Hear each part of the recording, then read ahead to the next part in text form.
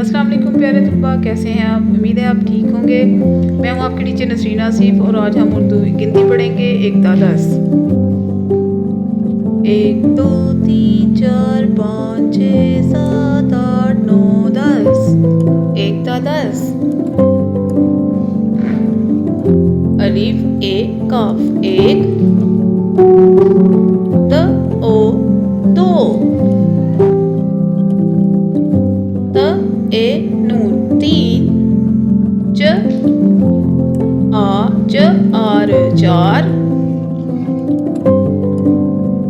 प पा नून 6 5 च दो चश्मी है 6 स आसा दे 7 अलिमद 8 न ओ 9